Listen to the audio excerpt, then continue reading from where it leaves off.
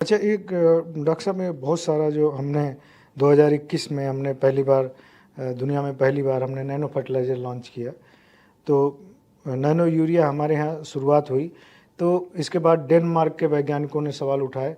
तो तब तो हमने ये कहा कि चलिए विदेशी ताकतें हैं, उसके बच गए हम। उसके बाद पंजाब एग्रीकल्चर यूनिवर्सिटी ने उसकी एफिशिएंसी पे सवाल उठाए।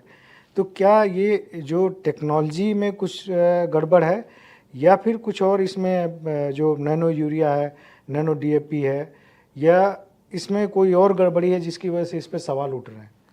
देखिए, अगर हम टेक्नोलॉजी की बात करें तो नैनो टेक्नोलॉजी गड़बड़ नहीं है अच्छा एज सच, क्योंकि उसका काम ये है कि हम छोटी अमाउंट में देखें कैसे एफिशिएंसी को बढ़ा सकते हैं। तो लेकिन दिक्कत ये है कि जब हमारे को डिमांड एक किसी चीज़ की 100 केजी चाहिए कुछ पैदा करने के लिए, और अगर हम 20 केजी देंगे, आप खुद से लगा के दीजिए, आपकी डिमांड 4 रोटी की है और 2 रोटी आप खाएंगे तो आपके अंदर भी वीकनेस आएगी और आप उस एफिशिएंसी से काम नहीं कर पाएंगे। तो वही चीज़ अगर टेक्नोलॉजी की बात करें, माइक्रो न्यूट्रिएंट में ज़्यादा कामयाब होगा। माइक्रो न्यूट्रिएंट पे आईएफडीसी ने बहुत काम किया है, और ये नैनो का अच्छा। और इवन जो नैनो फर्टिलाइजर उस पर भी काम किया है।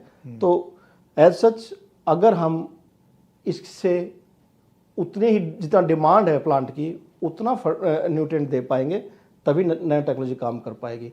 तो जो ये कहना कि हम एक बैग से एक बोतल को मतलब एक बोतल से एक बैग को रिप्लेस कर देंगे, वो नहीं कर पाएंगे। अगर हम 7-8 स्प्रे करते हैं तो वो चल सकता है।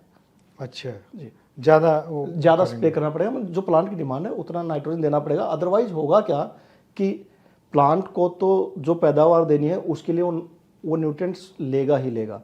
तो इनिशियली 2-3 साल शायद हमारे को मालूम ना चले नैनो से, और हमारी पैदावार उतनी आती रहे, क्योंकि जो सोइल के अंदर ऑलरेडी न्यूट्रिएंट अवेलेबल है हमारे, उनको वो ले लेगा। लेकिन 3-4 साल बाद वो उस न्यूट्रिएंट माइनिंग के कारण हमारी सोइल डेफिसिट हो जाएगी उन पार्टिकुलर न्यूट्रिएंट्स के लिए। तो लॉन्ग टर्म में ये उल्टा जा सकता है। दो छोटे छोटे और मुद्दे हैं। एक मुद्दा ये है कि डायरेक्ट सब्सिडी का जो मुद्दा है, वो पीछे हमारे यहाँ चौधरी साहब आए थे, सूरज चौधरी जी, तो उनसे भी हमने ये इस मुद्दे पे बातचीत की थी।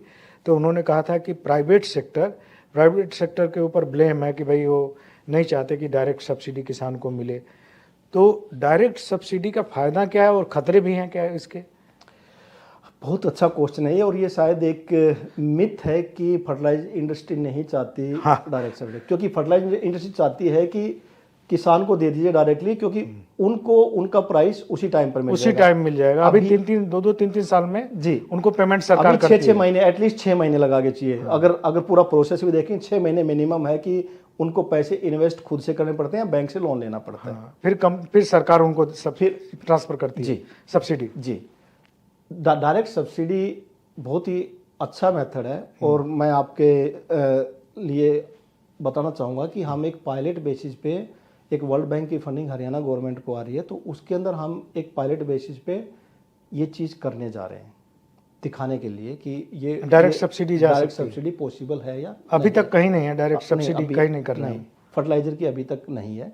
हमने दूसरे कंट्रीज के अंदर कुछ मॉडल्स बनाए हैं जिनको ई वॉचर या ई वॉलेट सिस्टम कहते हैं। अच्छा, नाइजीरिया में है और 7-8। इसमें क्या है ई वॉलेट में? ई वॉलेट सिस्टम में क्या है कि अभी जैसे हम डायरेक्ट सब्सिडी देंगे तो हमारे को ये नहीं पता पहले तो कि हम किसको देंगे सब्सिडी। हमारे 30% तो लैंडलेस फार्मर है, तो अगर मालिक को जाएगी तो वो कैसे ट्रांसफर नहीं। मान लीजिए कि पीएम किसान निधि का 10 करोड़ किसानों का डाटा है, उनको अगर हमें सब देना है, अब फार्मर रजिस्ट्री हो रही तो उसमें तो लैंड रिकॉर्ड भी आ रहा है। तो अगर मान लीजिए हमने दे दिया तो ये तो नहीं पता लगेगा कि वो फर्टिलाइजर में ही अप्लाई कर रहा है किसान या वो किसी और चीज़ में इस्तेमाल कर रहा है। उसी मुद्दे पे आ रहा था कि ई वॉलेट सिस्टम में ये इंश्योर किया जाता है कि आपने अगर जैसे 5,000 रुपये फार्मर को दिए हैं फर्टिलाइजर सब्सिडी के लिए, तो वो टैग हो जाते हैं कि वो सिर्फ फर्टिलाइजर सब्सिडी पे ही यूज कर सकता है। जब वो डीलर के पास जाएगा और अपना पीओएस पे हाथ लगाएगा तो डायरेक्टली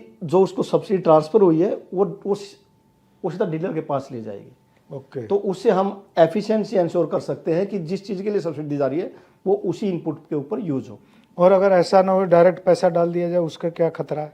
अगर डायरेक्ट पैसा डाल दिया जाएगा तो किसान की अपनी 10 और समस्याएं हैं। सबसे पहले उसकी समस्या है कि अपने बच्चों को पढ़ाना है या उसका हेल्थ का बिल है। हाँ, बहुत सारी चीजें हैं। तो और किसान की प्रायोरिटी अलग अलग हो जाएगी, तो उसके बेसिस पे वो उस पैसे को कहीं और भी यूज कर सकता है।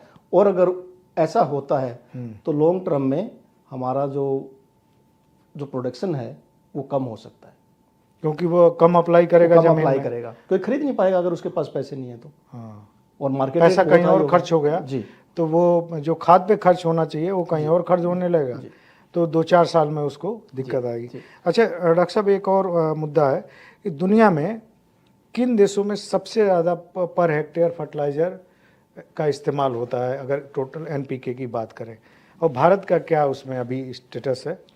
अगर पर हेक्टेयर ग्लोबल आप बात करें तो आज के दिन पर हेक्टेयर में 131 या 132 केजी ग्लोबल एवरेज है।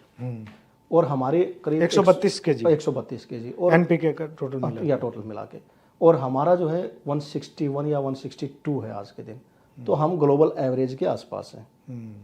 अगर हम छोटे कंट्रीज की बात करें जैसे सिंगापुर वगैरह हो गया, इनका करीब करीब 2000 है। 2000 के पर हेक्टेयर। कुछ ईस्ट एशिया के का 500 प्लस है। लेकिन तो बदनाम हम क्यों? हाँ, क्योंकि हमारे पास सबसे बड़ा लैंड एरिया है, इसलिए हम बदनाम है। उनके पास वो जो यूज करते हैं वो किचन गार्डन में उनमें यूज करते हैं, वहाँ पर ज़्यादा यूज होता है, तो लॉसेज कम है और ओवरऑल कॉस्ट भी उनकी कम है। हम सेकंड लार्जेस्ट एरिया बैठे, सब सेकंड लार्जेस्ट यूज कर रहे हैं, इसलिए हम उसके अंदर बदनाम है। लेकिन अगर वैसे कंट्री वाइज बात करें जो एग्रीकल्चर बेस्ड है, तो सबसे ज़्यादा चाइना का है, फिर इंडिया का है, और फिर यूएसए का है, फिर ब्राज़ील का है। अगर इन 4 कंट्रीज़ को ही हम अकाउंट करें तो करीब करीब दुनिया का 70% फर्टिलाइजर ये 4 कंट्री यूज़ करते हैं। सिर्फ 4 कंट्री? सिर्फ 4 कंट्रीज। भारत का कितना परसेंटेज होगा? हमारा करीब आज के दिन 18% के करीब है। टोटल दुनिया का जो फर्टिलाइजर कंजप्शन है 18% है। चाइना करीब 33% है, और यूएस का करीब 12 के करीब है, अगर मेरे को एग्जैक्ट डाटा याद है। और रेस्ट ऑफ द वर्ल्ड बाकी 50% और 40% तक यूज करता है। अगर ये वीडियो आपको पसंद आया है तो इसे लाइक जरूर करें। अगर चैनल अभी तक सब्सक्राइब नहीं किया है तो कर लें, और नोटिफिकेशन पाने के लिए बेल आइकन भी दबा दें।